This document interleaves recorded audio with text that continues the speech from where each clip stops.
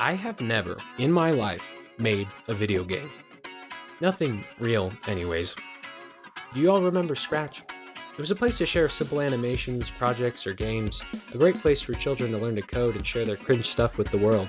Way back when, I even used to dabble in some of the cringe with my own coding. By code, I meant steal code from popular games because no original thoughts I had ever worked. I loved Scratch and spent all the free time I had on there, making some truly incredible games. But sadly, my dream of being a game dev was never realized. But I have always loved video games. I've had so many ideas over the years. I can suppress this part of me no longer.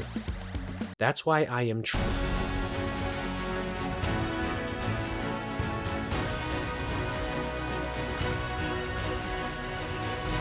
The idea is simple enough. A pinball game with an art style and gameplay similar to Pokemon Pinball, but instead of focusing on score, it would be centered on reaching the top of the stage. When your ball falls, you drop all the way back down to the beginning, much like Getting Over It or Jump King. I want it to be just as punishingly difficult and frustrating as those games. And with this idea in place, it was time to get programming. Of course, before beginning, I pulled up several tutorials and online courses to make sure I knew exactly what I was going to do. Because the last thing I would want to do is get in over my head without properly understanding what I was doing.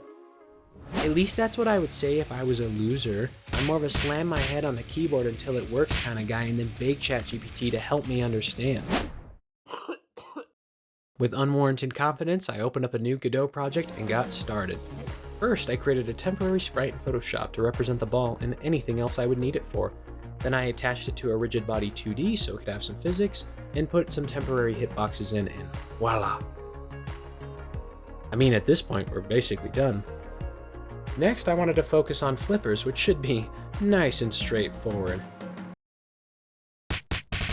Okay, that kind of works. I mapped the rotation of the flippers to change when I tap the arrow keys. It's not perfect, but I think it's good enough for now. Now I want to make the ball pop back out at the top when it falls through the bottom, kind of an infinite fall thing. This should be as simple as tracking the ball's Y position and moving it back to the top when it hits the bottom, and back to the bottom when it hits the top.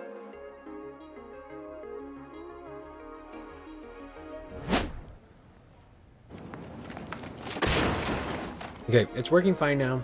Thanks to some Reddit posts I read, they helped explain the issue I was running into by trying to teleport a rigid body 2D, which isn't possible in the same way as like a character body, and instead required the move body function. Next, I want to start working on levels. I grabbed just a temporary tile set and added the necessary hitbox. Now it looks like this. Perfect. My next hurdle to cross was switching levels. I had an idea of using global variables to decide which level was active and move it into place. When the ball hits the bottom of the screen, the variable goes down, and when the ball hits the top, it goes up. This would allow for the seamless switching of levels. It would look something like this. Okay, pause, and think of what's missing. A scoring system! No, not that. I don't even know if I'm going to put something like that. No, not that either. Bumpers! This was an interesting task to tackle. I didn't really have any idea of the best way to do it. At first, I tried just making the bumper grow suddenly to propel the ball, but that didn't work too well and definitely didn't give the otherworldly bounce I was after. And after consulting the internet, the method that worked best was applying an impulse that was double the current momentum. So I threw down some more, and now it's almost not awful. It's beginning to feel like how I want it to feel, including the punishingly difficult part. But now I want to make it look the part. Till now, my sprites have just been big green circles, and I think now is a better time than any to add some temporary sprites that look good. I opened up Photoshop and began designing. I've never really done pixel art, and I actually had a lot more fun than I expected to. And when all was said and done, I finally had some tile sets to work with. Only problem is, it looked terrible.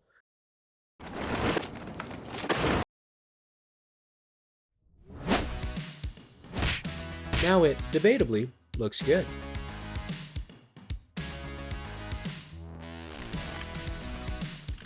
Looks like 8-bit pinball from hell. Just needs a little sprinkling of camera shake.